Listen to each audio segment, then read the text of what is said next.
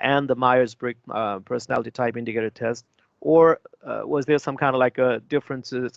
Did you find some differences between the two tests? Okay, so that will be so just a heads up for next assignment as well. Okay, so the next assignment will be graded. Okay, I think there will be like a 4 or 5 points for that out of 100. So I assume like you guys did write a short essay or reflective essay on the emotional intelligence. Okay, so hopefully you guys did that because last time I checked, I think like very few people actually submitted their assignment. Okay, so I think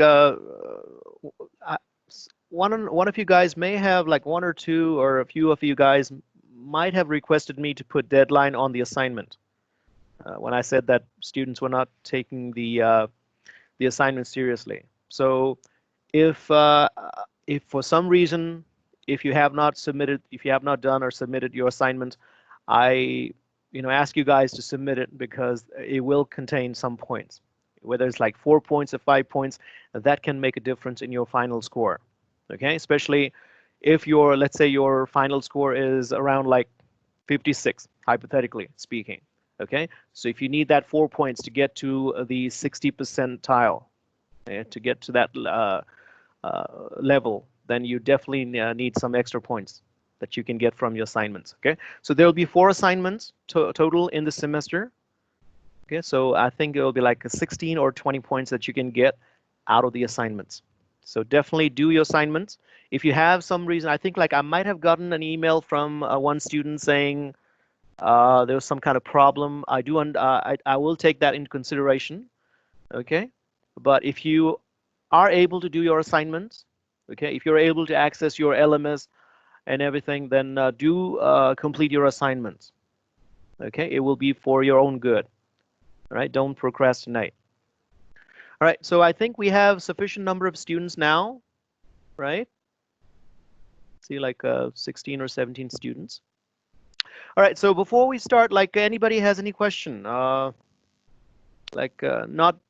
completed their assignment, or I think there was another thing that I asked you guys to do was take the Future Learn course on effective communication skills, but that was more like business communication. So I assume you guys have already done it, or like what's the status on it? Like anybody want to like speak on that? So it's on progress. It's on progress. Okay. So when you're done, okay, I've mentioned that there will be 3 tabs, right? One, I think like there's like a tab where there's like it says I think progress. So when you're done taking the course, okay, that means when you have completed all the those steps or modules in the course, then you can take the screenshot of your progress report. Okay, it will be I think if it has like a paid features in there, many courses in the website, in that Future Learn website, they have the paid features where if you pay like let's say $70, then you can take the test and so on. I don't want you guys to take any test, as I mentioned before. Okay, just complete whatever is available to you freely. Okay, and towards the end, go to the progress tab and take a screenshot. Okay, and just submit that screenshot to me. That's all I need from you guys. Okay, and I think like I have gotten like a few submission for that already. So if you are still in progress with that course, definitely do that because going forward you'll have other things to do. All right? Okay. So any other anything else like that I need to hear from you? Anybody has any issue going on, anything? All right, if not, then let's start with today's course. Okay. So let me share my screen.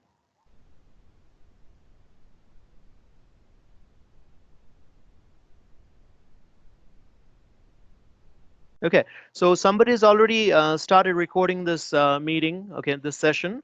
I request you guys not to turn it off, okay? So keep recording that this session So those of you who are not in this session right now, they may be able to access it later on. Okay? So do not stop the recording, because last time I think like somebody stopped it, and like we didn't have like the latter part of the recording. So just keep the recording going. Okay. So let me share the PowerPoint window with you guys. Uh,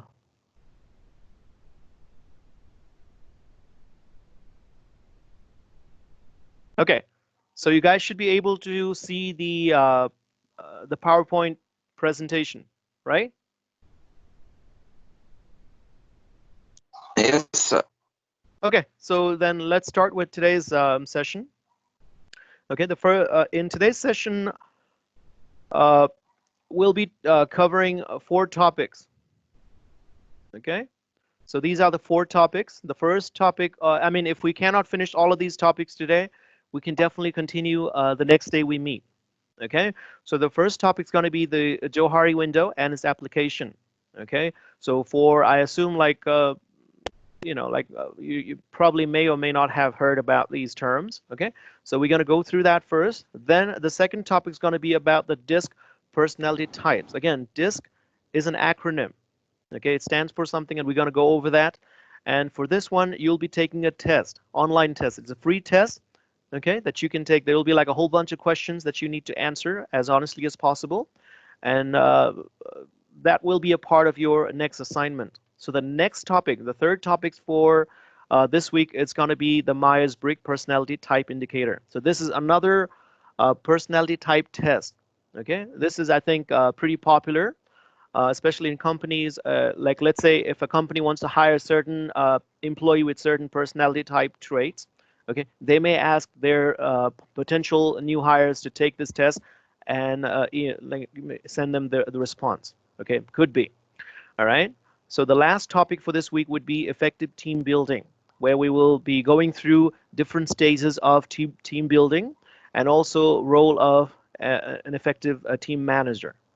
Okay, I think these are 3 good, pretty exciting topics for you guys, especially not only for right now, but also especially later on when you graduate from college and when you start working. All right, especially the last one about team building. Okay, so Johari window. Okay, so there's like 2 guys that came up with this tool. Uh, okay, so they are like a Joseph Luft and Harry Ingram in the year 1955. Okay, so this tool can help you have some idea about your like things that you may not have known about yourself, but let's say things others, while interacting with other people, others may have found out things like your personality, like things that you like, how you behave, and so on. Okay, you may know certain things. Okay, you may not have any idea about some other things. Okay, so using this model tool, what happens is you can have a better idea about yourself and about other people. Okay, so we'll be going through what the Johari window is and so on in the next slide. Okay, but basically, as you can see in the slide, okay, so this technique can paint a better picture about who you are, okay, from your subjective, that means from your personal perspective, and also from other people's perspective as well. Okay, so this can be a good tool for team building. Okay, especially let's say, just imagine you guys coming to in your first year. Okay, in your first semester, when you joined this college. Okay, pretty much everybody was new. Okay, your friends were like to be friends were new, like students in the same group, same batch. They were new to you. Your teachers were new. Okay, so if a teacher, let's say, had used this Johari window, like this tool, then this can be have been used to actually, like create to create an effective team in your batch. Okay, so this can be used as a team building exercise or tool. Right. So let's look at what this tool is. Okay. So Johari window has a 4 quadrant. Okay, and I'll give you some practical example of that later on. Okay, So just as you can see here, it has four quadrant here. On the first quadrant on your top left, okay, it's called open self. So open self has information about you that you know it, okay, as well as other people know it. Okay, so even right now, like you have friends in your class, okay, so if you for you as a member of your batch, okay, there will be things that other people would know about you, and you have a good idea about those things. Okay, so those information or those traits or qualities or personality, those features would be in your open self. Okay, so the next quadrant on your right, top right, would be your blind self. Okay, so these are the information that you don't know about yourself, but others have picked up while by interacting with you or being with you in your class, for example. Okay, or let's say being in a team. All right, so it was not evident. It's not evident to you, but other people know things about you. Okay, then on your lower left hand side, the quadrant on your lower left side, there's the hidden self. Okay, so this quadrant has information about yourself that you know, okay, but other people don't know. Okay, so one way that people while team building, okay, while the people may make things evident to others is by sharing information about yourself. Okay, so at the end of the day, other people also have a good idea about things that you know, but others may be missing about yourself. So the last quadrant here on your left, on your bottom right hand side is unknown self. Okay, so this quadrant has information about you that you don't know about yourself, and also others don't know about yourself. So this is like unknown, totally unknown to you and others as well. So the goal, okay, so the objective of this Johari window tool is to expand your open self. Okay, that means information about you that you know, okay, that others know as well. Okay, so you want to make that open self as big as possible. That means the open self will be expanding, okay, left and right, okay, and towards the unknown self as well. And another objective, and the corollary to the first objective, the second would be make the unknown self as small as possible. Okay, so in a team, if you have a good idea about other people in your team, let's say in your class, if you know other students well, that will help you interact with other students, right? Versus, let's say, a student who sits in the back of the class, doesn't really talk with other students, you may feel a little hesitant in sharing your information. Or if, let's say, if you wanted something, or if you wanted to ask for help, you would be more reluctant to ask for help to someone who is not really open, right? Versus like somebody who kind of like is friendly and talks to you, okay, says hello, hi to you, right? Is that so? Anybody? Bal Mukund?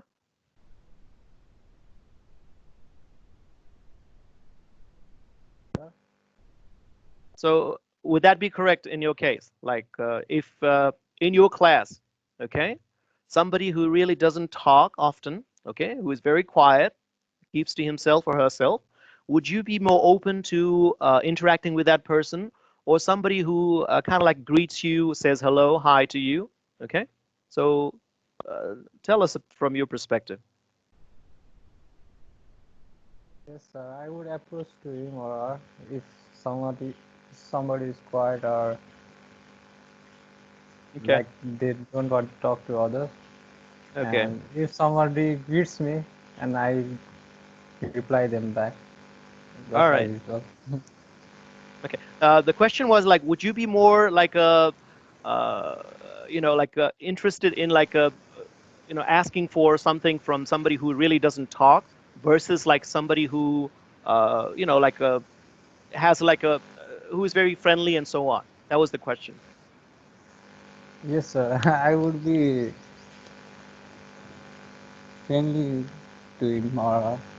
Okay, that's fine. Thank you. Thank you, Balamukun. Okay.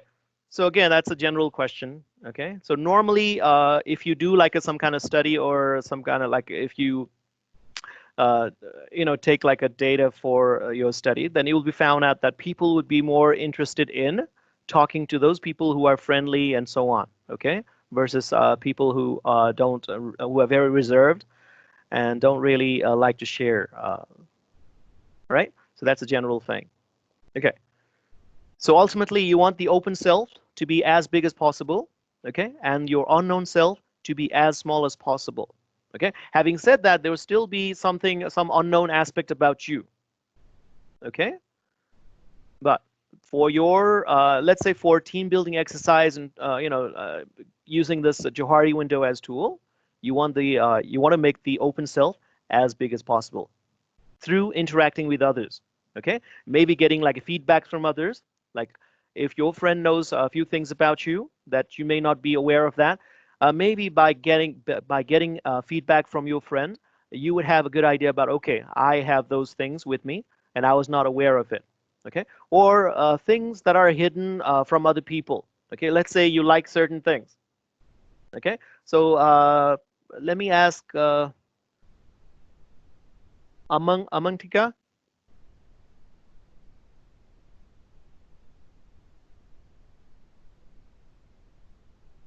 So whom do I have here? I am here, sir. Okay, so Alish, right?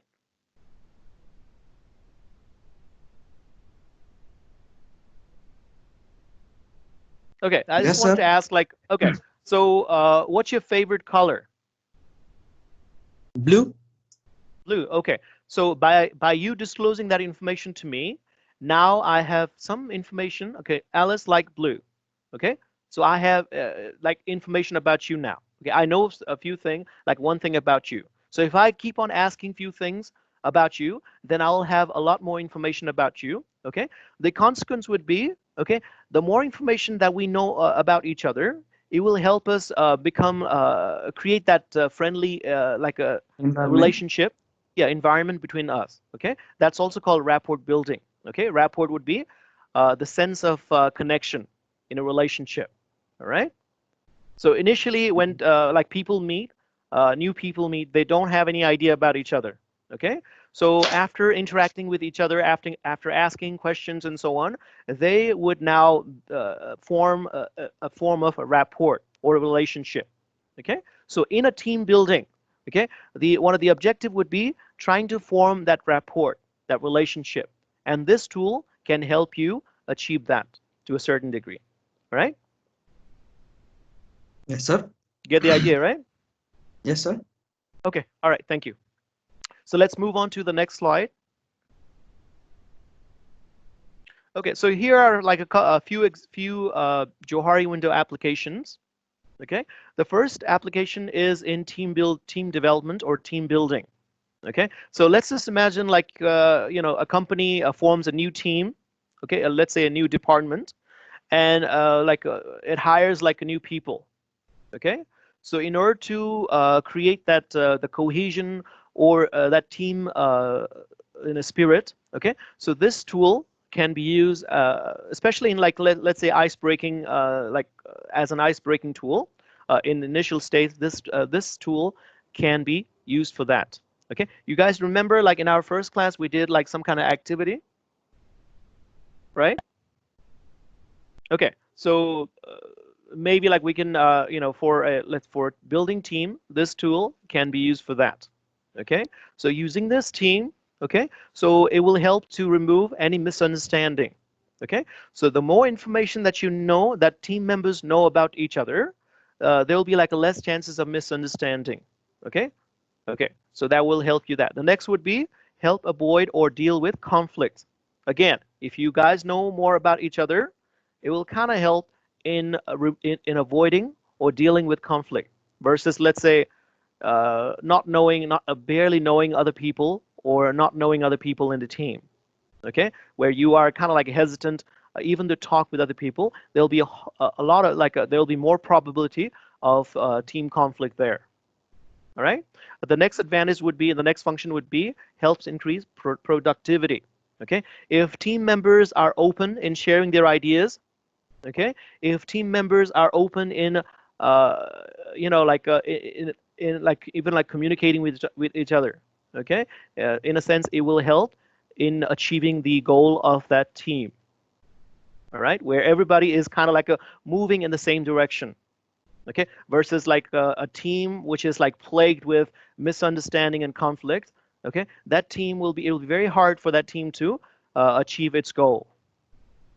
All right. And also the next point here under team development is help adjust with team dynamics. All right. So in a team, later on, like the last topic for this week would be the different stages of team development.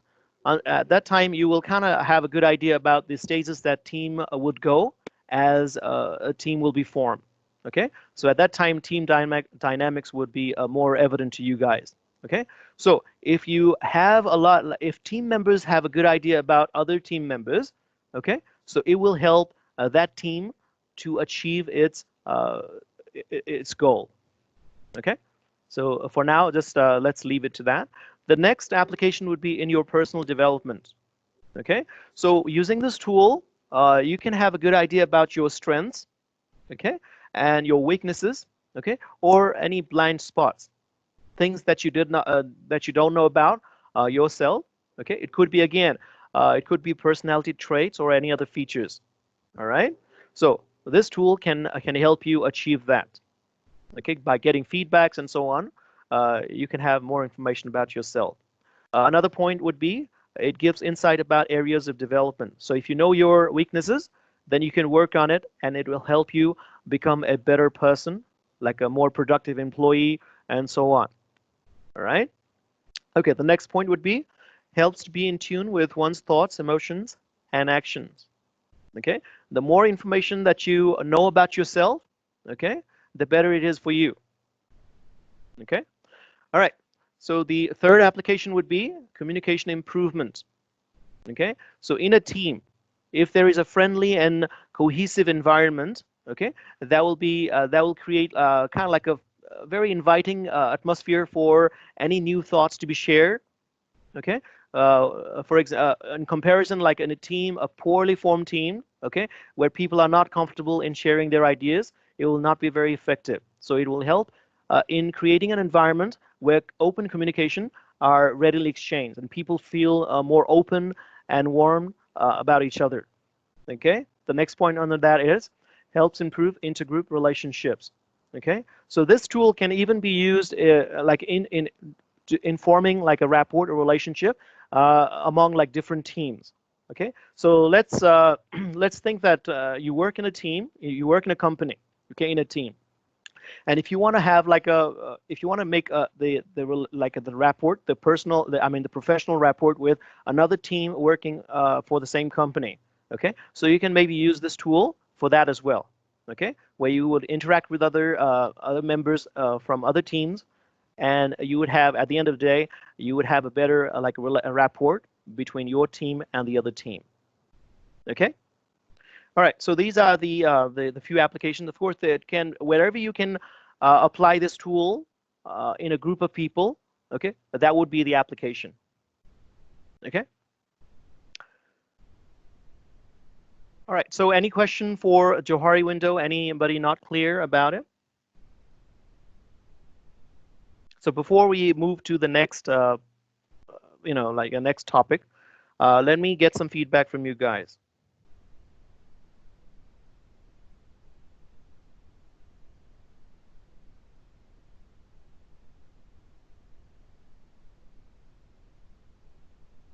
So, okay, I mentioned about the application of Johari window, right? One of the things, like when we, maybe like next time we can do it, okay? So what I can do is I can come up with a whole list of words, okay? There's adjective words, okay? So it could be like, let's say, for example, hardworking, okay? Caring, okay? Educated, friendly, creative, intelligent, humble, easygoing, all whole bunch of adjectives. I can like make a list of it and like bring them for our next session.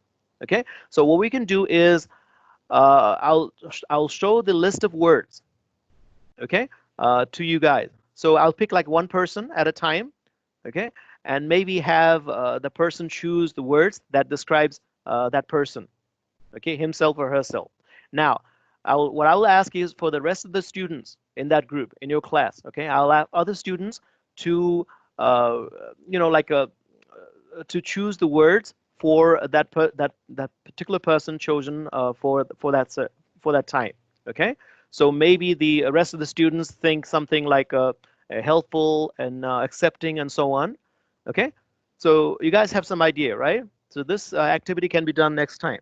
Okay, so what will be the application of how things will go is, okay, so for example, if you, the person who was chosen, okay, at that time, and others, they agree in the same words, okay, so those words would be fit into this the first open self quadrant, okay, so you also choose the same word, and the other people in your group also chose the same word for you. So that's the open self. That means you know that thing about yourself, and others also knows that thing about you. Know that thing about you. Okay. So for example, if you chose, let's say, a word, okay, that others did not choose for you, so that would be more like disclosing the information, or that would kind of expand to now hidden self, right? So you know the thing about you, others did not know about you. So that would kind of expand towards the hidden self. Now, there could be that some words are chosen by others that you did not choose. Okay, so there's like no relation, no like others chose the word that you did not. That means others know things about you that you did not. Okay, so that means like it's like getting feedback and expanding towards the blind self, right? Okay, so that would be the practical thing that we could do in the next session, right? So you guys have some idea? Let's see. Sandesh, is that clear, Sandesh?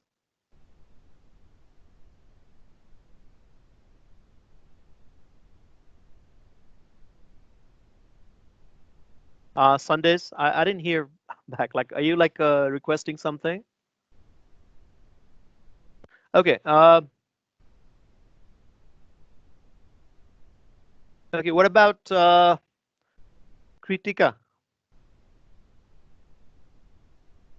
Kritika, Yes, sir. was that information clear? Like how we can like use the we have a list of words to be used in the Johari window tool. Is that clear to you? Mm. Can you explain it once more? A Okay. little in depth. Okay.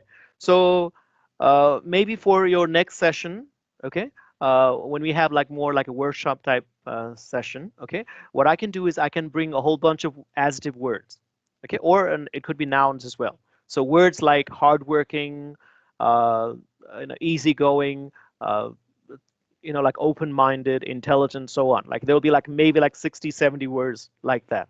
Okay? So I'll choose one person at a time. Okay? Let's say I choose you, okay, for that one particular time. So what I'm going to ask you to do is personally like choose, not like speak out loud, but choose like words that you feel like, okay, these words kind of represent me. Okay? So you'll do in like a secret. You'll kind of like maybe like write down, okay, so others can't really hear or see. All right. So what I'm going to do at the same time is ask other students in the group to choose the words that would represent you, right? So at the so later on, what I'm going to do is I'm going to do some tally. So if you choose the same words as others in your team or in your group have chosen, then that means that would be the information that you know about yourself, and that others also know about you. Okay, so there's like a correlation there. That means those information would be in open self quadrant. Okay, so if you chose a word that others did not, then that would be more like expanding your hidden self. right? That would be like disclosing information to other people. So others would have now good idea about certain aspect about you that they didn't know before. Okay, and another possibility would be if others chose the word that you did not. Okay, so that means others have some idea about you that you did not have initially. Okay, so all of these can help you in expanding your open self. That means you at the end of the exercise, you would know things about you, more things about you. Okay, uh, like from your perspective as well as from others' perspective. So is that clear now? Yes, sir. Okay. All right. So Yes, maybe we can do clear. it next time. Use this tool. Okay. Maybe. All right. So anybody has any question?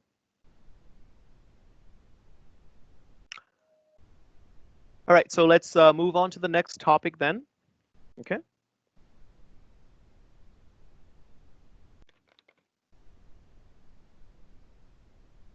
Okay. So the next topic is the DISC personality type. Okay.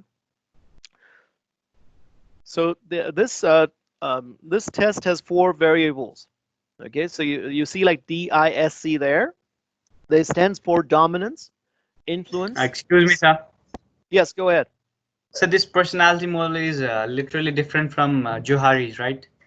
Yeah. Johari was like a team building This tool. is another model. Another topic. Yes. Yeah, yeah. Thank you, sir. Okay. All right. So DISC is an acronym, okay? And it stands for dominance, influence, steadiness, and compliance. So we'll go in more detail in next slide. Okay. So it kind of gives you some picture about your personality type, okay? So whether you're like outgoing, whether you keep things to yourself, okay? Whether you like to follow rules, okay? Whether you like to think more, or let's say you like to make decision based on your preference, how you feel, and so on, okay? All right. Okay, so the first variable or the first factor in a DISC personality type so you guys test or model is, see the screen being shared, right?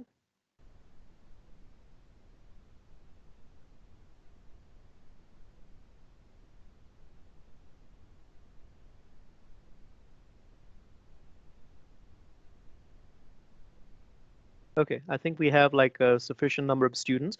Anyways, this I think this session is being recorded as well. So if anybody left, maybe they can watch it later. Okay, so we are at the first variable here in a DISC personality model. It's a dominance. Okay, so basically when we say dominance here, okay, so it's basically how you get things done. All right, are you someone who basically takes the lead, okay, looks for like ideas and so on and get things done, or are you someone like who basically needs to be said what to do? Okay, in a sense, they're like a leader versus a follower. Okay, a leader would basically takes in charge of things and get it done, right? Versus a follower who basically likes to get like basically likes to be told what to do and so on. Okay, so that's the term here, the dominance here. Okay, and it's the meaning of that is. Okay, so you have some of the qualities of like having like a high dominance versus having like a low dominance here. Okay, if you are someone who has like a high dominance, so you would be more like a demanding. So you can see over here in the slide here, someone who is forceful, egocentric, strong, very like a strong-willed, and you have like a strong personal drive of getting things done. You're very determined, okay, as well as ambitious, aggressive, and pioneering. Pioneering here means like coming up with like new ideas and so on, or trying something that has not been done before, okay, like more like a risk taker and so on. Okay, so you are very kind of like have like a dominating personality. Okay, this is the aspect versus someone who has very kind of low dominance. Okay, that would be more like very like a these like this aspect, this variable would define somebody who is like a follower, very cooperative. Okay, very modest. Okay, peaceful, minding his own business, like very indifferent. When I say indifferent, like even let's say if something wrong is happening, that person would not be the first one to voice against that. Kind of like indifferent personality. Okay, not like a voicing if something is happening. Okay, unsure, conservative, even agreeable and cautious. So these are some of the qualities of someone having a low dominance variable under DISC personality model. Okay, so you guys have some idea about what dominance stands for. So the next variable here is influence. Okay, so let me get to the next slide. Okay, so the influence means like are you like a people person? Okay, or are you not? Okay, somebody who is maybe like who is very good at like making making that friend relationship with others. That person would be said to have higher influence. Okay, variable. Okay, versus someone who is kind of reserved and kind of critical of any new, like let's say new people. Okay, that person will have a low influence variable. Okay, as you can see in the screen here, people person with rapport building. Rapport again, it's like a sense of connection in relationship, or while you're trying to build a relationship, that sense of connection is called rapport. Okay, so if you have high influence, okay, it will be very easy for you to form friendship or form like a professional or even like personal relationship. Okay, all right, so as you can see here, some of the qualities of a person with like a high influence variable versus someone who is like a person with like a low influence variable. So let me maybe have like one of you like read out some of the qualities here to make it more interactive. Okay, so Priyanka.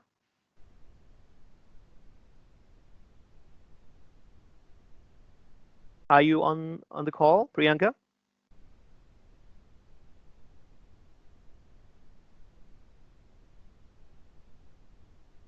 What about Simran? Simran?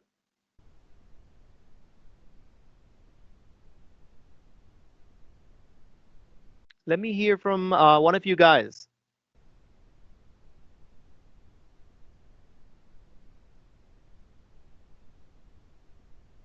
Ria?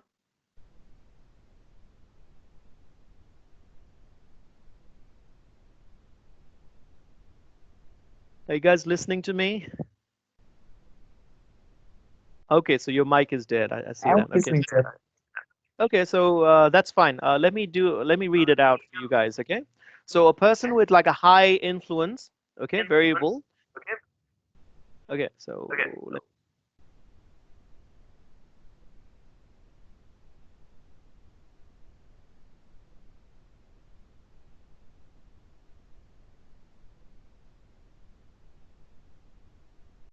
all right. So someone with high influence would be very convincing, would be magnetic, okay? Will have like a very like a magnetic personality, okay? So it'll be you. So if you have high influence variable, then you'll be very good with other people, okay? Other people would be kind of like attracted to you, okay, or gravitate towards you, okay? You would have a very enthusiastic personality, so others again would take interest in you, or it will be very easy for you to form that rapport with other people. Persuasive is another factor here. Warm, openness, demonstrative, trusting, and optimistic. These are some of the qualities. Okay, again, these are some of the qualities. There may be other qualities under having like high influence versus like somebody who has like a low influence. Okay, that person would be very kind of critical. Even with like when you meet like a new person, okay, that person will be kind of like skeptic, kind of reserved, okay, not very outgoing, and so on. Okay, even like suspecting and pessimistic. Okay, so these are some of the qualities. Again, when you're taking the test, when you are answering the questions, okay, those questions would kind of would have like would try to get like information related to some of these qualities. Okay, whether you are like are you like a trusting of other people, or are you like suspecting of other people? Okay, are you outgoing versus are you like a kind of reserved, and do you keep things to yourself most of the time? Okay, so as you'll be taking, when you take the test, you will kind of like see these things being asked to you. Okay, again, I ask students to be as honest as possible and not just like in order to save time. Some students may just randomly select the answers. Okay, don't do that. If you do that, then you will not get a good picture about your personality type. Okay, it'll take maybe like few minutes, like several minutes, few minutes more. But when you're done, it will give you a good picture about your personality type. Okay. All right. The next variable under DISC personality model is the steadiness. Okay. So this basically this variable basically defines whether you like things like a planned, whether you like steadiness in your life or in your professional life. Okay. This would be more like having like a job security in a sense. Like if you're someone who desires for, let's say, 9 to 5 job where everything is like expected of you. Okay. Especially we can take example of we have this notion in Nepal, right? People who work for government, we say that their job is kind of like secure, right? Maybe that's why there's like so much corruption, I guess, because they feel like, like they are set for life in a sense, right? So if you are someone who desires or want the steadiness in life, okay, then you would have like a high S, okay, versus someone who is like a low in S, you'd be more like a risk taker and so on, okay. So you're someone who likes to take the risk, who likes to basically explore unknown or think outside the box, okay. So this variable would give you information about that. So as you can see some of the qualities here on the screen, okay. So a person who is high in steadiness would be kind of like possessive, kind of calm, relaxed, kind of like stable, would kind of desire the consistent result, okay, even unemotional and reserved, all right, versus someone who is low in steadiness, that person would be kind of relentless, impatient, eager, okay, and impulsive even, okay. So you'll be kind of like always like thinking outside the box in a sense, all right. So you're open to new ideas versus someone who is like high in S, kind of reserved, likes things as planned as possible. Okay. So this is another variable here as a third variable. So we have a fourth variable here, which stands for compliance. Okay. So compliance would be more like if you desire everything kind of structured. Okay. If your view about let's say you are in Softwareica, right? Softwareica has some of the rules. Okay. So it could be, let's say, when you give your examination. During examination, you are presented with a list of rules. Okay. If you have like, I assume like all of you guys by now know about that. Okay. So if you are someone who have this view about the rules as necessary thing, okay, to keep the order or to basically, if you view rules as a necessary part, okay, to basically maintain the order, okay, so you would be someone with high C, okay, so you like structure, rules and regulation, you like things in order, okay. Somebody who is like a low in C would be quite opposite. Okay, so that person would be kind of like would like to take things as they go, right? Okay, so as you can see here, a few qualities of having a high C versus a low C. Okay, high C would be careful because they like structured and steadiness. Steadiness we actually covered in the previous the slide, but here it's more like a structure, rules, and regulation. Okay, you want to basically get the same consistent result. Okay, so if you are like that, then you'll have a high C, high compliance, right? Versus someone who basically with low C, you basically like to explore things. Okay, you don't want to be confined by rules and regulations. Okay, so if you are someone like that, then even while you're working, okay, you would basically want to explore things. Okay, maybe like research on different topics yourself. Okay, come up with new ideas and so on. Right? Versus someone who would basically follow the rules and work on the given set of things. All right. So these are the 4 variables again: dominance, influence, steadiness, compliance. So different aspect of personality. So depending on how you answer the questions, okay, so you will have one of the 15 personality types, right? So some of you may be wondering, okay, you have like 4 variables. Why is not 16? Why is 15?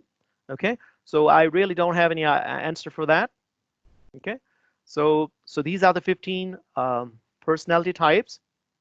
You can see in the screen here. Okay, so so if after you have answered all the questions in the website, so in like previous, I think in the previous link in the slide, so if you follow this link, okay, you guys can take the personality type quiz here. Okay, so do that when you are free. Okay, so it'll take you maybe like 10 minutes or so to answer all the questions. So at the end of the, when you answer all the questions, you'll get a report, okay? With like, I think there's like a pie chart and so on that gives you like what percentage you are with your dominance and so on. So keep that report saved in your computer, okay? Because you will need that to complete your assignment too, right? Okay, do that, and for now, just keep the result saved. Okay. So here you have like 15 different personality, DISC personality types.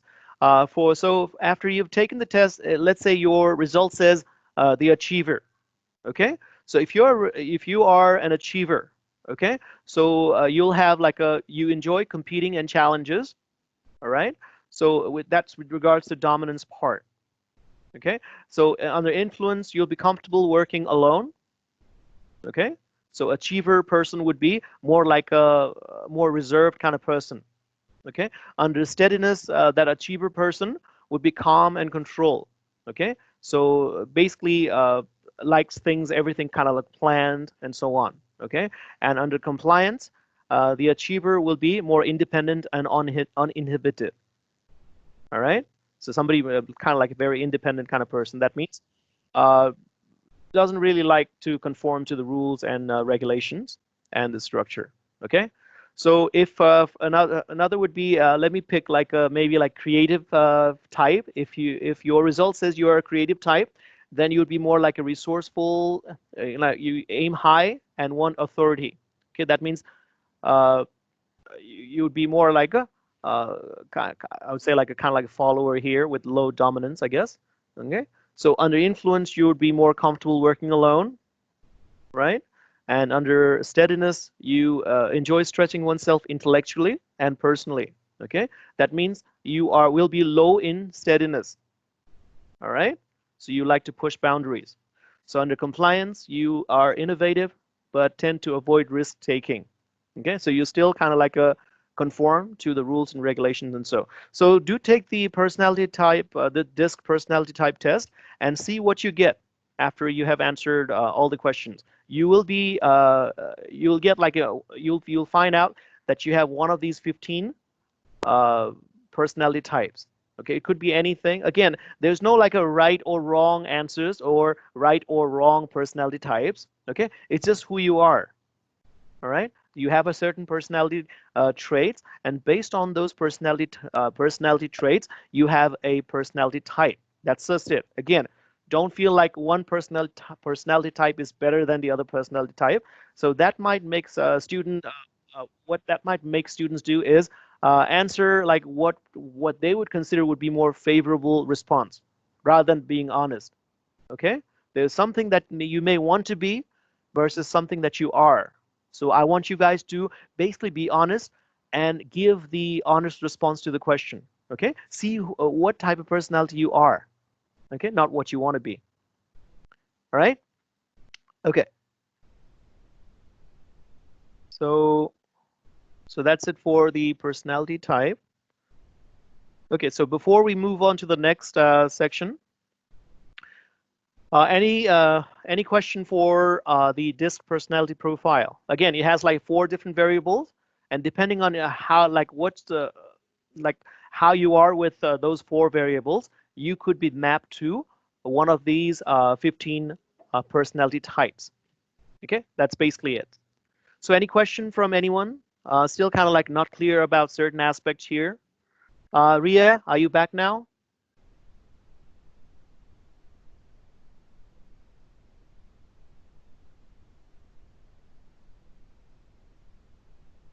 What about Bal Mukund?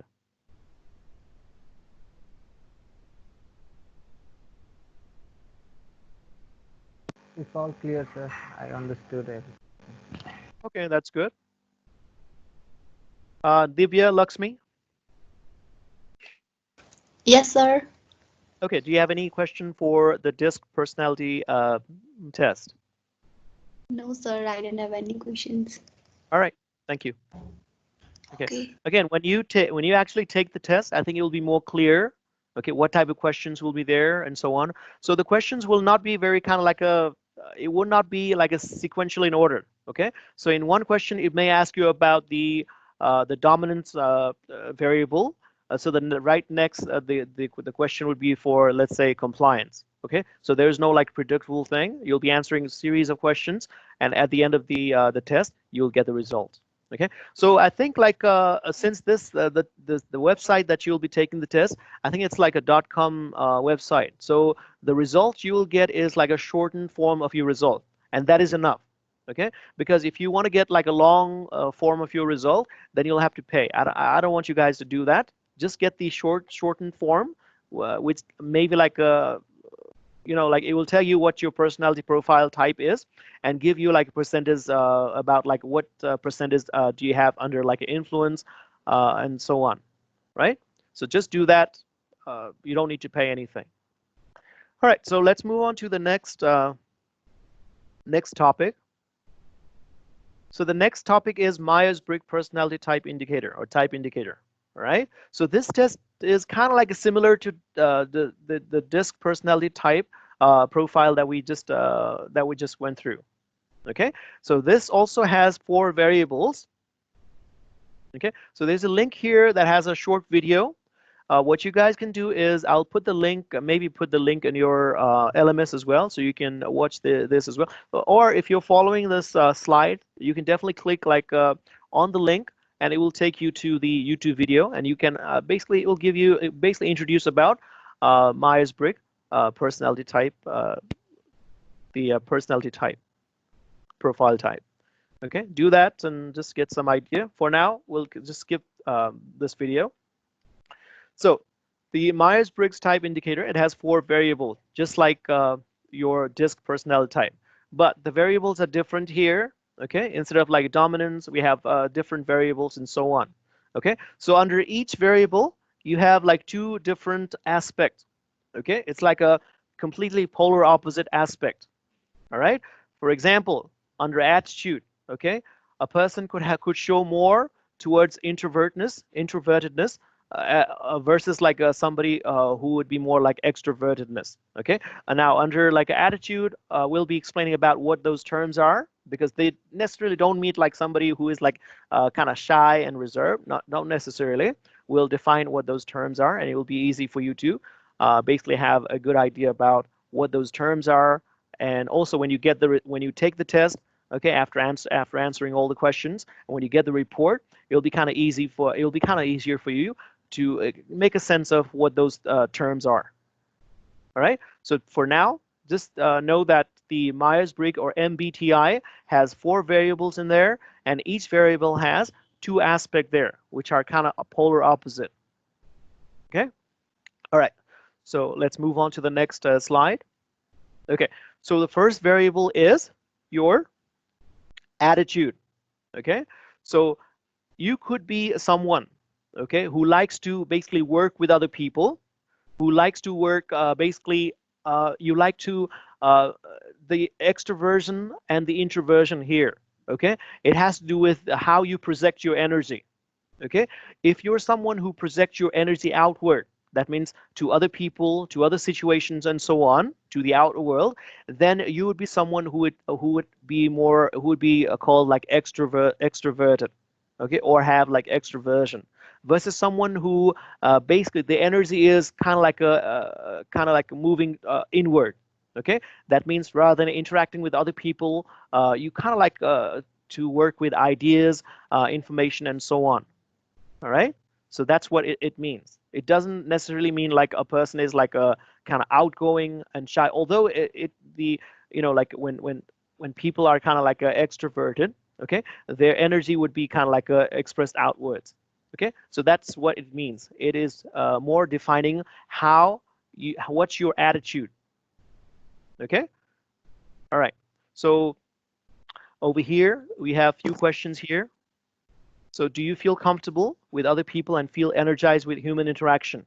Okay, so if you are like a people person, then you would have high, then you would have like, you would be more towards extroversion, okay, or extroverted, all right? Versus someone who maybe like may not want to work with other people, but very good at like working with ideas, okay? You have something in your head, okay? Rather than sharing with other people and getting feedback from other people, you are someone who likes to work alone maybe on that idea and get it done and show the result, maybe, okay? So it could be like two aspects here, all right? So that's what it's mean by attitude here, extroversion and introversion. All right. So let's move on to, so here, so you have like few statements here. If you identify with one of these statements here on the left, then you would be more like extroverted, versus someone who, if you identify with the statements on the right, then you would be kind of like an introverted type. Okay, so let me maybe ask you, one of you guys, Elish.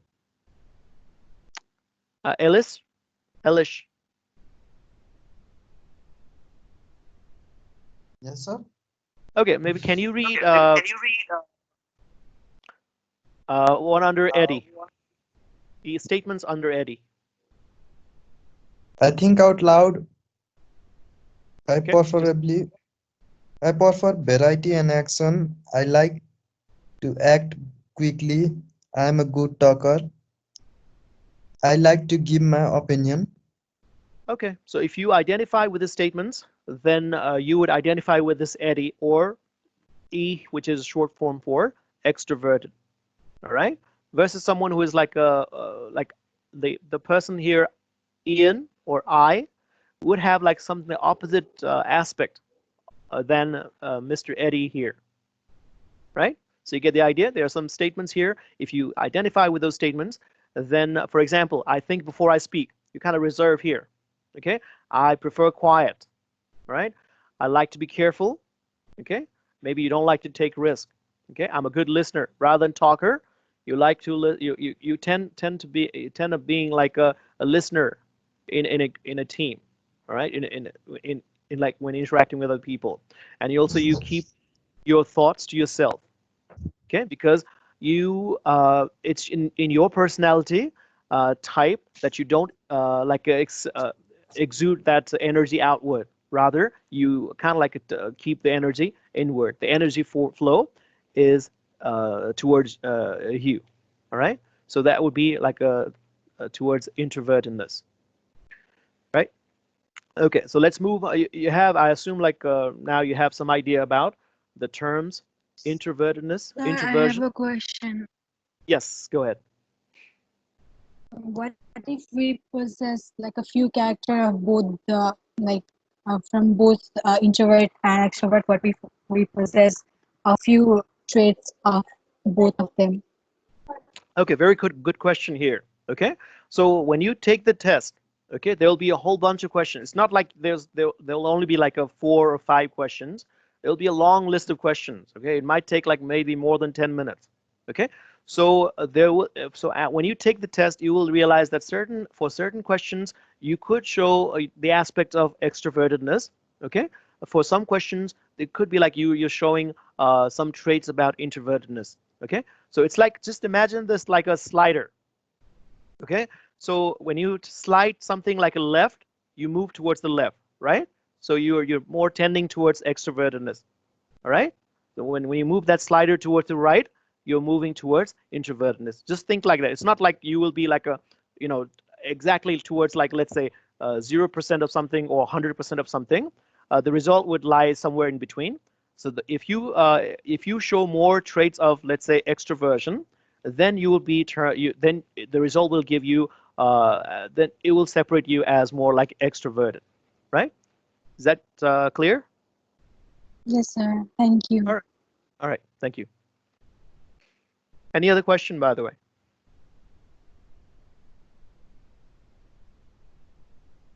All right. So let's move on to the next variable for MBTI. So the next is whether. So the next variable is how you would gather information. Okay. So it could be like a sensing or intuition. Okay. So if you are someone who likes to work with data, facts, okay, and your prior experience, right? You kind of like you rely on your experience, personal experience, prior experience. You basically a more practicality, what is available to you. Then you would be thought as having like relying on your senses, okay? And a person on the opposite, a person who would be relying on intuition, okay? Intuition may be like a hunches, right? The definition, okay? So if you prefer to work like deal with ideas, okay, if you want to like explore like unknown things, okay, for the disc personality type, I mentioned one of the variable has like a thinking outside the box, okay? So if you have this intuition, if you're high in intuition variable, then you would be somebody like that, okay? Coming up with new ideas, generating new possibilities, and so on, okay? Something that is, you want to work with something that is not given to you, okay? So that would be like having more intuition, okay? If you are like that, then you would score high on intuition and low in like sensing, all right? So a few questions here. Are you more rigid and uncompromising when it comes to how things are done? Okay, so then you would be, if the answer is yes, then you would have high sensing, okay? And also, are you open to changes and seek out a new prospect? If the answer is yes, then you would have high intuition. All right?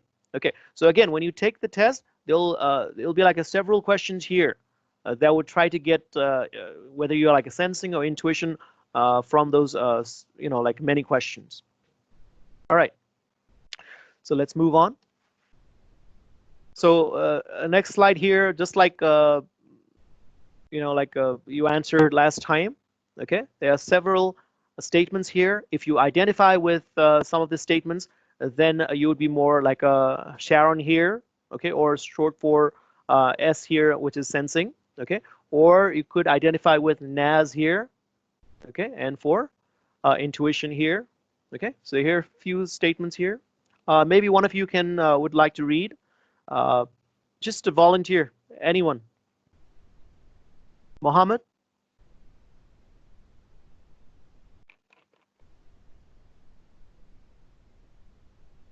Anyone likes to volunteer? Just read the statements. That's all. Give me some time to you know, drink some water.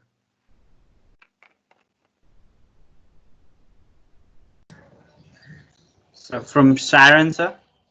Anyone, if you anyone you can pick. Just I read mean, the there's statement. statements from Sharon. Yeah, sure. Should I read that? Okay. Okay.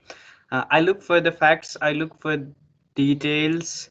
I focus on what works now. I prefer using what I have learned. I am more practical and sensible. So that's Okay. what Sharon says. You know? Okay. So if you answer yes for those statements, then you would be saying like you have those sensing type in that variable. Okay, gathering information. Oh, When okay. it comes to gathering information, maybe for your work, professional life, or for your personal life, okay, if you like to make decision based on what you have at hand, okay, or your personal experience, like prior experience, okay, if you do that, then you'd have like sensing type in that variable, okay, versus like a Naz here, who likes to look for new possibilities, okay, likes to work out what it means, okay, focus on how to make it different, maybe tweaking here and there, okay, so you're not satisfied basically just doing it okay, maybe you want to like maybe exceed on that, see if the same thing can be done differently, or you could maybe like you could do it better, okay, so you would have more intuition type in this variable, okay. All right, so let's move on to the next variable. So the next variable is whether you rely on your thoughts or feelings. That means whether you use your head or use your heart while making decision. Okay, so the person with a person who is like who likes to make their decision based on their head or their mind, brain, okay, would basically work with like a ba based on logic, based on facts, and so on. Okay, versus someone who is like likes to make decision based on how they feel or through their heart. Okay, that means that person could take certain things like their personal beliefs, okay, maybe what other people say based on those factors, that person will be making decisions. Okay, so we have like two things here: likes to work on through your head, or likes to make decision based on how you feel. Okay, so again, you could be one of those two, how you decide. All right, so a couple of questions here. If you answer yes to are you analytical, rational, or logical, if the answer is yes, then you'll be more towards thinking when you're deciding on something, right? Okay. And there's another question here. So are you emotional, impulsive, or spontaneous? Okay, if you answer yes, then you take your feelings into consideration when deciding on certain things, even in your professional life. Okay, it could come into play. All right. Again, after you answer the questions, it'll be more clear to you. Okay, whether you are, I mean, you'll have certain idea about, like whether you like to go with the thoughts or feelings. Okay. So, okay, so let's move on. So we have two different characters here, Frank and Tom. Okay, so if you answer yes to the statements on the left-hand side, then you'll be kind of like tending towards like feeling or trying to make your decisions based on how you feel through your heart. Versus Tom here, okay, who likes to basically think or go along with like what he thinks. Okay. So can I have some like one volunteer and maybe read one of the statements? Mohammed, are you on the call? What about Simran? Simran? Yes, sir. Okay, just pick one character. And again, like it could be like female name, like Francesca, T, any other names. Don't let this male characters like be any hindrance to you. Just read like pick one character, okay? Don't go with the name, and just read the statements. Frank, I tend to follow my heart. I ask how will it affect people? I like pleasing people. Giving praises is more important. I tend to be careful saying things that could upset someone. Okay, so you're very kind of like concerned about how other people may feel about your action or your words, and also you're kind of like concerned about your actions and words as well. Okay, so these are some of the questions that I think you will find in when you take that MBTI personality test. It could be that you'll see one of these questions, like when you'll be taking the test. Okay, so if you answer yes to, or if you identify yourself with these statements, then you'd basically be identifying with Frank here, which is more towards having like you'd be making decision based on how you personally feel, or you're concerned about what other people may feel about your action and words. Okay, hopefully that's clear to you about this variable. All right, Yes, thank sir. you. Okay.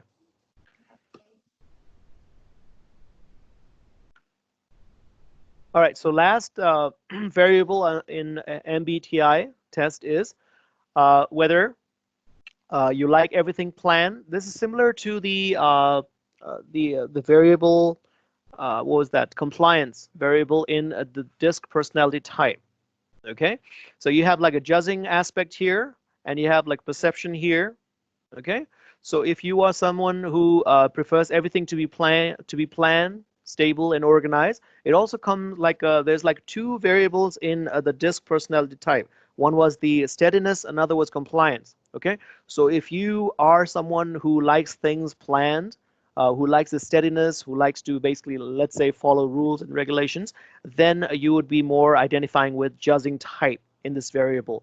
Okay, versus someone who is like a who likes to like take things as they go, like kind of like maintain that flexibility. Okay, and basically, if something new comes up, okay, you adjust yourself to that. Okay, so if you're like that, then you would be more towards a perceiving type. Okay, you're very flexible when it comes to adjusting in life. All right, so these are the two aspects of the last variable. Okay, so again, there's like a couple of questions here. Do you like your daily activities all planned out and organized? If the answer is yes, then you would identify more with the judging aspect of the last variable. Okay, versus another question here. Do you feel more comfortable without deadlines? Okay, or do you enjoy the freedom in incorporating changes in your daily schedule? All right, so that would be if the answer is yes for those questions, then you would be more like perceiving type, or you enjoy more flexibility in your life, whether it's like it would be like professional life or personal life. Okay, so again, like when you like think about these, you may feel like, okay, I really enjoy some of the aspects of this perception type and so on. Okay, so let's move on to the two characters here, Jane and Paula. Okay, so if you identify statements under Jane, then you'd be more like a judging type, versus if you identify statements with the statements under Paula, then it would be more like a perceiving type. Okay. All right. So maybe like I can have like someone, some another person, Shihan. Shihan.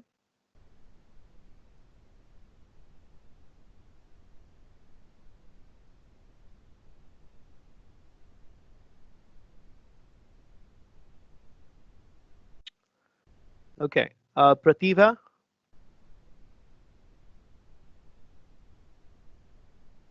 Okay, it's all right. Let me read under Paula or perceiving. Okay.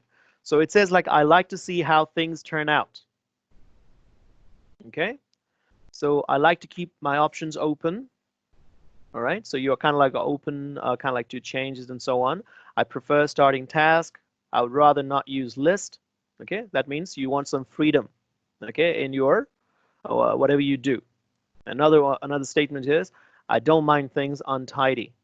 Okay. So you don't mind like everything to be planned and so on. Okay.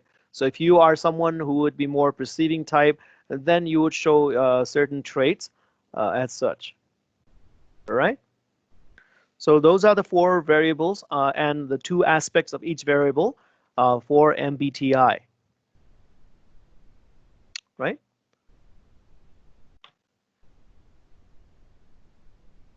Okay. So when you take the test, okay, so after you've answered all the questions there, so you'll be classified in one of the 16 MBTI personality types. Okay, you'll know what personality type you have. Okay, so based on your response, you would have like a more you would be more like a introverted, like sensing, thinking, and judging, and so on, and so forth. Okay, depending on that, there will be like a different. You basically will have a good idea about how you are, like your personality type wise. Okay, so take the test and you'll get the results. Okay, and hopefully have some know something about yourself. All right, that may help you in your maybe professional life and so on. Okay, so any question for the MBTI? Not clear about certain aspects? Anyone? Okay, so I ask you guys to definitely take the test. If you follow the link here, it will take you to the website. Again, you don't need to buy anything. Just take the test, just answer the questions, and you'll be presented with your personality type. Okay, you don't need to get like extended version of your report. Okay, just get that. That should be enough for completing the assignment, the second assignment. All right, so on the left here in the screen, for each of these 16 variable type, personality types, okay? So you have like certain percentages here. So based on the people, okay, who took the test, okay? So they basically they keep the record. So based on the data, so 13.8% of the people have this ISFJ type personality, okay? So based on the test result, only 1.5% have INFJ personality type. Okay, so take the test and see which one you would fall into. Okay, all right. So follow this link. When you click on this in the slide, PowerPoint slide, I think if you're not like a maximize, then you'll have to click Control and click on it. Okay.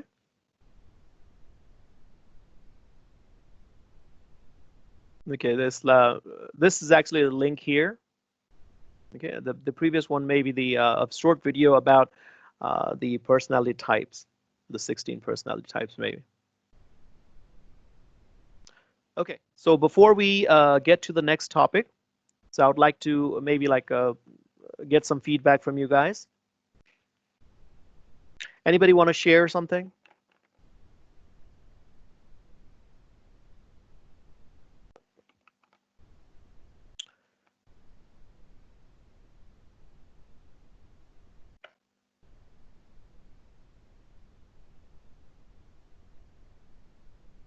Simran?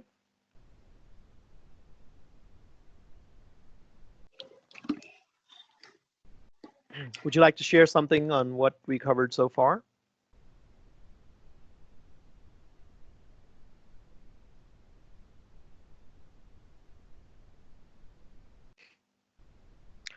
Okay, so let's move on to team building, which is the last topic for today. Okay, so in the next class, when we meet next time, I think it's on Thursday. So we'll have some application of, hopefully application of what we covered today. Okay, so it'll be more like an activity thing. Okay. So, so this is based on a study done by, I think, Mr. Tuckman, Bruce Tuckman. Okay. And he studied like the team dynamics about how people come to form a team, okay, and different stages the team goes on, okay. So Mr. Tuckman has like classified team building into 5 different stages, okay, like from when the people would first come to form a team versus when the people would finally complete their like assignment objective and basically disband the team or complete the project, and the team is no longer required. Okay, so let's look at from the very initial stage of team building. The first stage is called forming. Okay, this is when people basically were like new people would come together to form a team. Okay, so in this stage everything is kind of new. Okay, people are new. Okay, so even like the roles, the duties, the things to do, like everything is kind of new to the people who want to come together and they're trying to form the team. So it would be analogous to when we compare it to you, maybe like you guys joining Software. Okay, so just imagine the first day or first week. Okay, when you actually met your classmates for the first time. Okay, so just imagine that situation, that instance. Okay, so everything is kind of new to you. The college itself was new to you. The teachers were new to you, staff members, okay, and your friends, those, I mean, to be friends, those in the same class, okay? So everything was new to you, okay? So in that stage, everyone is kind of inviting to each other, kind of welcoming to each other, kind of anxious, right? Very polite, okay? So these are some of the characteristics in this forming stage. Okay, so people basically portray their best self to others in the states, in the forming states, right? So everybody is kind of welcoming to everyone. All right, so that's the first stage of team building. So eventually the forming stage would then shift towards the second stage, which is storming stage.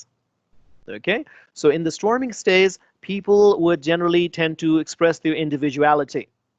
Okay, and also tend to basically push boundaries. Let's say you are hired as a certain post. Okay, under that post, you would have certain obligations, some certain like boundaries, and so on. Okay, so in the storming stage, people generally tend to push the boundaries. Okay, and that's when people would start showing their personality types as well. Okay, so if you are a member of a team, so we studied about two different personality tools like profile types. Okay, I mean the profile, the personality uh, profile types. Okay, so if you so in the storming stage, people's personality would start to come out. Okay, so that could be a reason for conflicts. Okay, in a team during the stage. So you may not like certain things about other people. Okay, based on your personality types. Okay, or things like that, right? So there's a high chance of conflict in the second stage, storming stage. Okay, in the first stage, everything was new. You're very inviting of other people, and other people were inviting of you. Now, in the second stage, people start to express their individuality. Okay, and basically, you will find many conflicts in the stage. If so in the team building stage, stages, this would be the stage where conflicts would show up. Okay, so the third stage is a norming stage. Okay, so that's when people have set their differences apart. Okay, so now people know more about each other. Okay, so in a team, you know your team members more. Okay, so you know your differences, you know your roles, you know your limits, and so on. So people are kind of like very cohesive. Okay, towards the team goal. So everyone is kind of aligned to achieving the team goal. Team goal, right? So still, it is not the optimal state for the team. Okay, still, people may be reserved about expressing their ideas. Okay, even though there is no conflict in the stage, people may still be hesitant in expressing their ideas and their feelings and so on. All right, so that is only achieved under the performing stage. Okay, so the performing stage is when the team is at its highest efficiency. That means the team is now achieving its team goal. Okay, so whatever objective the team was assigned to, it could be like some like for any activity, for like completing any task and so on. So only in the performing stage, the team is now at its like a peak. Okay, it's like a well-oiled machine. Okay, so everybody is kind of like aligned to the goal and doing their best and so on. Okay, so under the performing stage, people are kind of like very open to sharing their ideas, that they may be very eager to contribute to the goal of the team. Okay, everybody's kind of very supportive of each other and so on. All right, so so that's the performing stage, the fourth stage. Okay, so if you are a team member, you would want to take your team to this performing stage. Okay, so you can achieve the goal of your team. Right, so the last stage for a team building is the adjourning stage. Now this is like this adjourning stage was not initially included in the stages of team building. So it was only afterwards that they made some changes and included the adjourning stage there. Okay, so in the adjourning stage, basically the objective or the task of the team is done. It's completed. Okay, so the team is no longer required. Okay, so basically it's a disbanding of the team. It could be that the objective has been completed. You know, if you're working on a project, the project is complete basically, and the team is no longer required. So that's when the team would be not required. So that's the last stage of the team. Okay, so people come together, and people basically go basically their own ways. All right. Okay, so these are the 5 stages of team building. Right. So then in the next slide, we're going to look at different roles of a team manager. So if you are, let's say, a team leader, okay, depending on like different stages, you could do different things in different stages. Okay, so if it's like if it's the forming stage, okay, so you as a team leader, your role will be very critical, okay, in basically moving a team to the next stage. Okay, you can't always be in the forming stage. Okay, so eventually you want to move to different stages. Ultimately, you want to move to the performing stage, but before you reach the performing stage, you have a good idea that your team will go through different stages. Okay, so you would basically want to make it evident about like, okay, you have your team members, you want to make it clear what their roles are, okay, what their limitations are, so on. Okay, even during the forming stage. All right, so that's your duty as as a team leader. Okay, make it clear and creating a very inviting, keeping that maintaining that inviting that team environment. As we mentioned, that the one of the characteristics of the forming stage is when people are very inviting of each other, very welcoming of each other. You don't want to lose that. Okay, you want to keep that and maintain that as your team moves through different stages. Okay, so as a team leader, these are some of the roles, some of your roles. So when your team eventually goes to the storming phase, that's when the team members would start showing their personality, that their individuality, and so on. Okay, so certain team members would maybe want to push their boundaries and so on. So you, as a team member, you want to basically keep things in check. Okay, if some conflicts comes up, you want to basically solve those conflicts. Okay, again, like it's inevitable that the conflict will arise in a team. Okay, we can't really avoid conflict. Okay, avoiding, I think it's not a thing here. Conflict will arise. You as a team leader, you need to do your best in order to solve those conflicts.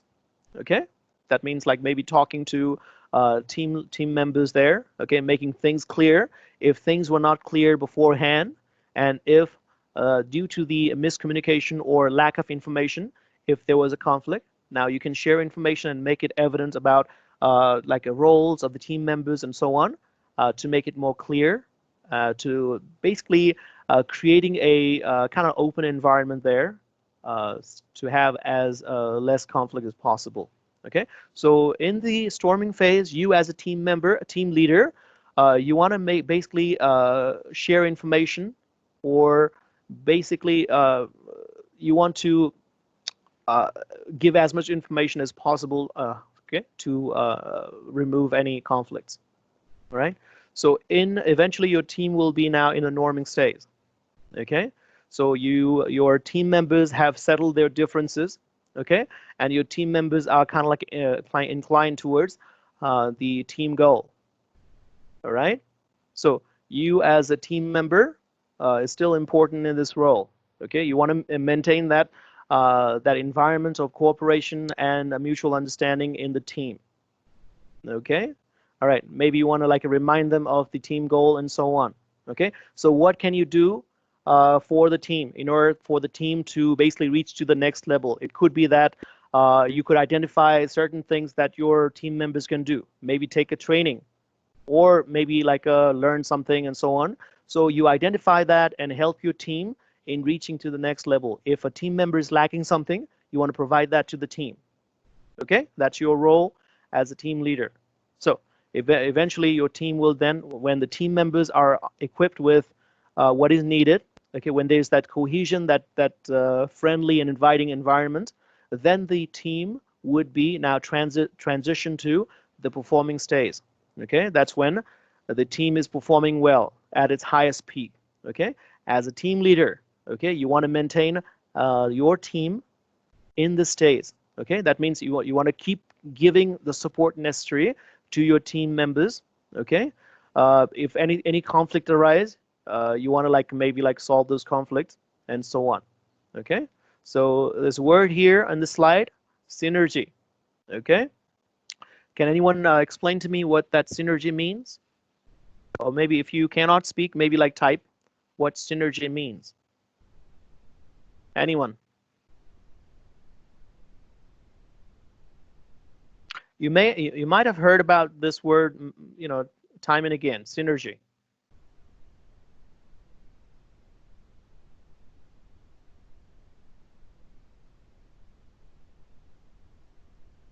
So I'll give you a very simple definition, okay? So when we add like 1 plus 1, okay, the answer would be like 2, right? Arithmetic, right? But under synergy, okay, the addition of 1 plus 1 would be something greater than if you add like individually, right? So that term is called synergy, right? So let's say you contribute something, the other person contributes something, okay? But if you combine the contribution of two, if you work in a team, okay, the combined contribution would be greater than the addition of individual contribution, okay? So that term is called synergy, all right? I think that's a very simple definition.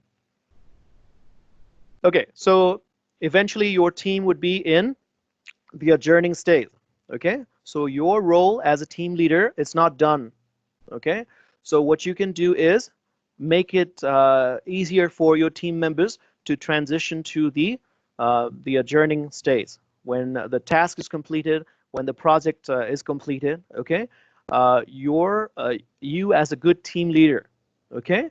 Maybe want to keep the network going, okay? So in case like if you would require like like similar talents, or if let's say your team members are like you have like programmers in your team members and so on, so you want to keep the network going, all right? So eventually if you need that manpower, like the talent again, so you could maybe like have those people in your team again, okay? So you don't want to like let's stop everything in a sense, even though the project is done, the team is there no more, but you want to keep that the door open for your team members, right? So that's what you could do as a team leader, right?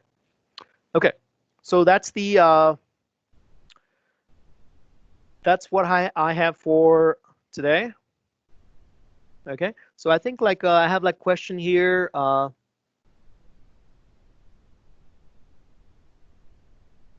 Okay, Mohammed asked me, and could you not personality change throughout life?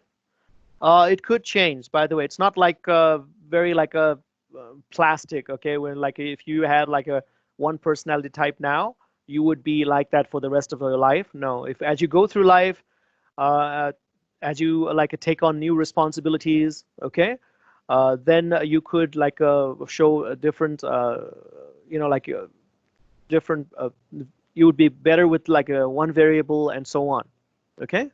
So your again, like when we say like personality, okay, we have a different conception, but with regards to this DISC and Myers-Briggs type personality, of course, that can change as you go through different phases in your life and so on, okay? So it's not like fixed like that, okay? So don't think like personality per se, okay? When I say personality here, think in terms of like a DISC personality types and Myers-Briggs personality type, okay? So these are based on how you deal with certain situation, how you basically react to certain situations and so on. So your reaction, the way you take certain things could change over time, okay? So I hope that that answers Mohammed's answer. Question? Any other question, by the way?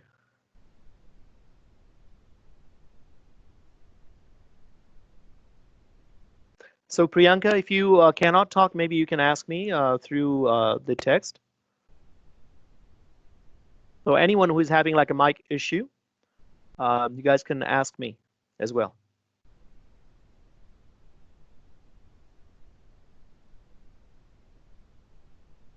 So, okay. There's one more before that.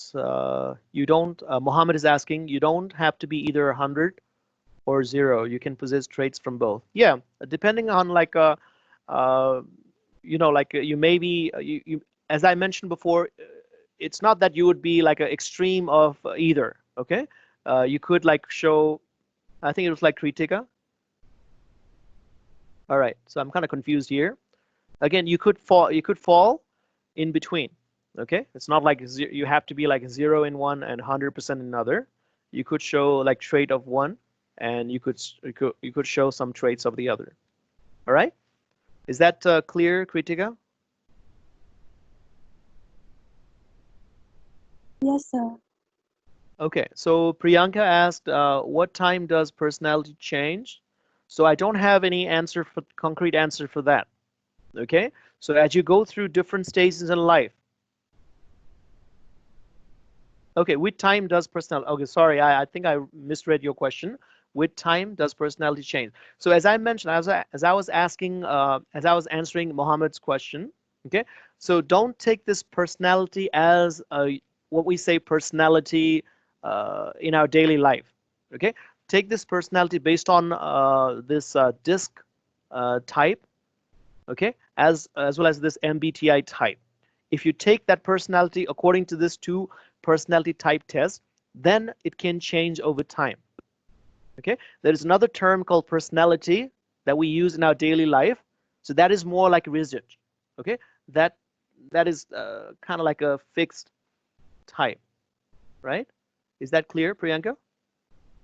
Take this a little differently than what we normally take personality as. Okay, if you do that, then it will be a little clear, because when we think about personality, it's very kind of like fixed. Okay. All right. So any other question, by the way?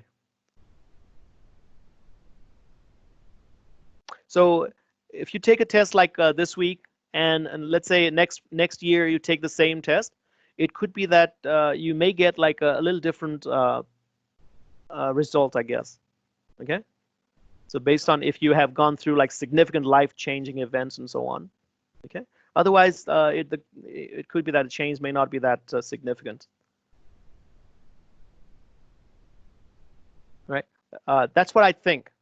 Okay. I might have to do a little more research on that, but based on what I have learned, I think that's that's the response that I can give you. Any other question?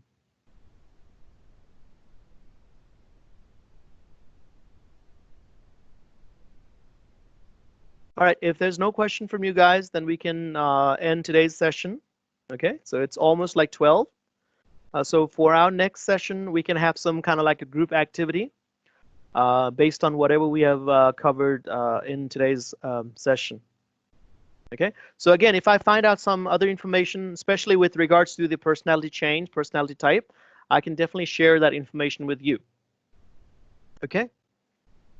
All right, so if no question, then we'll see next time. All right. All right. Thank you all, and enjoy your day. Thank you, sir. Okay. Bye-bye. Bye-bye.